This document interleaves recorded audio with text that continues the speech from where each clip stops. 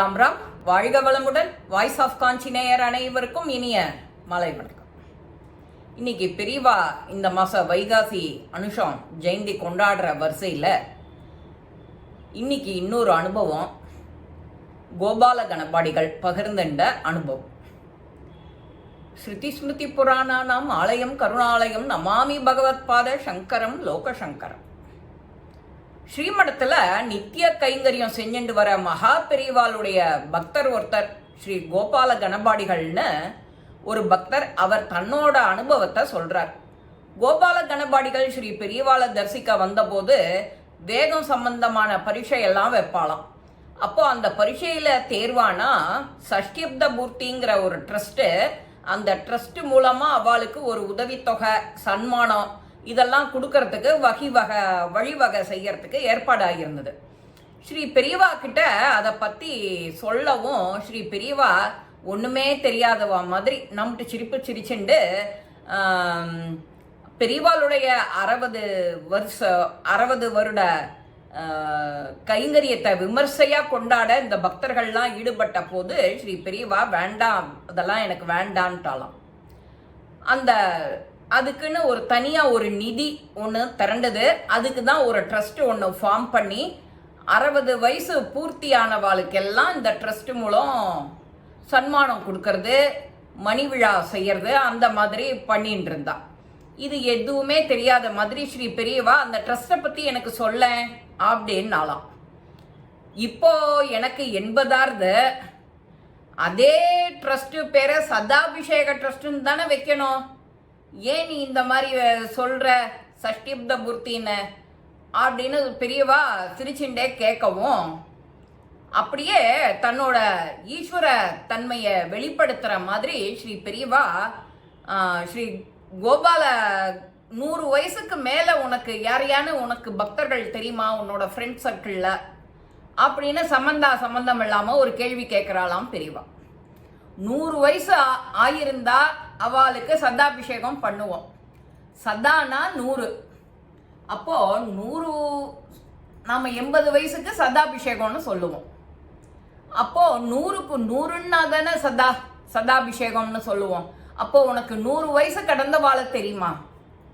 உனக்கு யாரான்னு அந்த மாதிரி தெரிஞ்சவா இருக்காளா அப்படின்னு ஸ்ரீ பெரியவா அவரை கேட்க ஸ்ரீ கோபால கணபாடிகள் சொல்றார், எனக்கு அந்த மாதிரி யாரையும் தெரியலையே அப்படின்னு அவரை மௌனமா இருக்கிறனோடனே ஸ்ரீ பெரியவாலே ஆரம்பிக்கிறாளாம். 103 வயசு ராமசுப்புன்னு ஒருத்தர், நம்ம பக்தர்கள் ஒருத்தர். அவர் எப்போதும் தரிசனத்துக்கு வருவார்.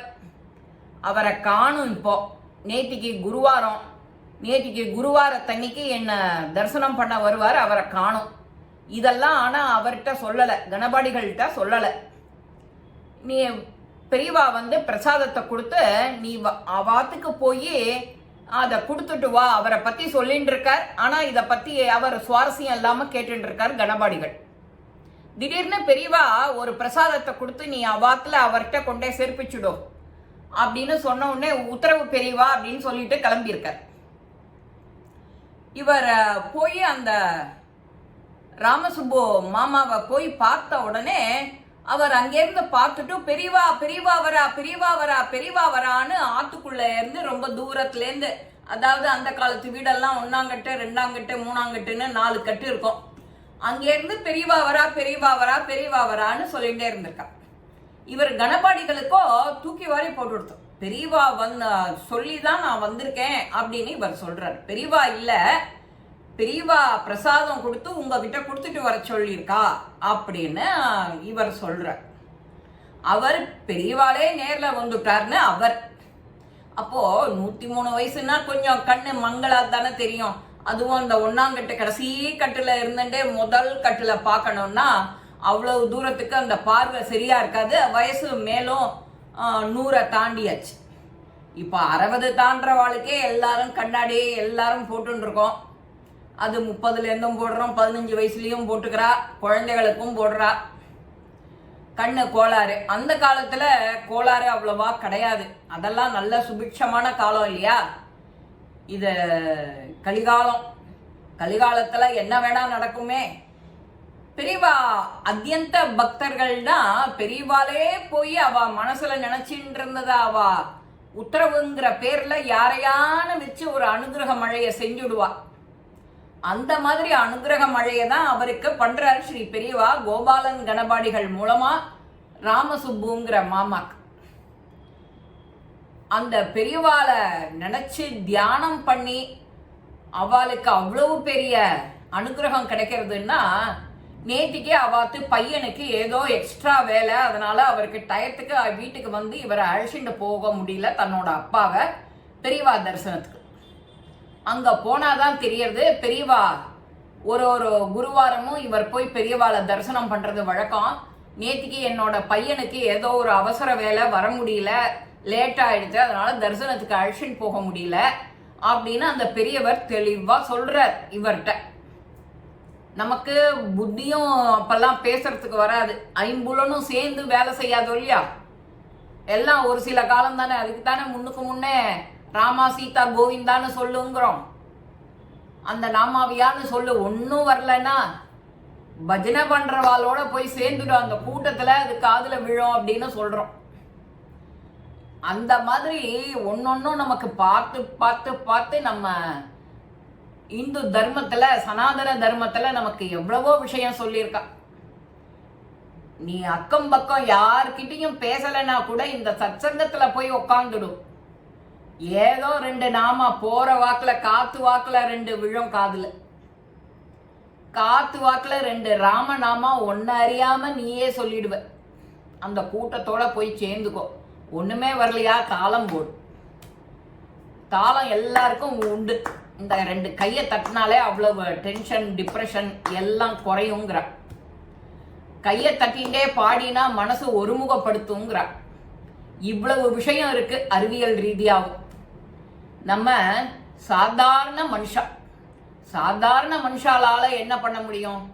அது என்ன, நம்ம ஆத்துல பெரியோர்கள், தாத்தா பாட்டி, அம்மா அப்பா யாரு எது சொல்லி இருந்தாலும் அதுக்கு ஒரு வேல்யூ கொடுத்து, ஒரு மரியாதை கொடுத்து, அதை காதுல வாங்கிண்டு அதன்படி நடந்தா நமக்கு நிச்சயம் ஏதோ ஒரு வழிவகையில உனக்கு ஒரு கொஞ்சோண்டு முக்தி கிடைக்கும். அந்த சொர்க்கங்கிறத அடையலாம். இவரோட அண்ணா, அப்பா எல்லாருமே அந்த காலத்துல பெரியவா பக்தர்கள். அதோட இல்ல, சிவபூஜை பண்ணின குடும்பம். அவெல்லாம் சிவபூஜை பண்ணிட்டே இருக்கும்போதே சிவலோக பிராப்தி அடைஞ்சிட்டாலாம் இவரோட அப்பா. இவரு பெரியவாளுடைய பிரசாதத்தை கொண்டு போய் கொடுத்து ஒரு 2-3 நாள்ல இவரும் சிவலோக பிராப்தி அடைஞ்சுட்டார். இதெல்லாம் தெரிஞ்சு அந்த மனக்கணக்கு போட்டு ஸ்ரீ பெரியவா எவ்வளவு கருணை புரிஞ்சிருக்கா அவருக்கு, ராமசுப்பு மாமாக்கு. அபார கருணா சிந்தும் ஞானதம் சாந்த ரூபினம் ஸ்ரீ சந்திரசேகர குரு பிரணமாமி முத்தான்மா.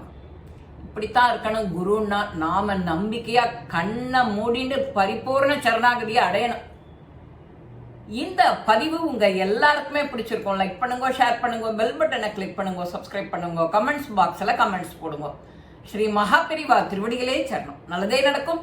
ஆனந்தமா இருப்போம் நண்பர்களே. வாழ்க வளமுடன்.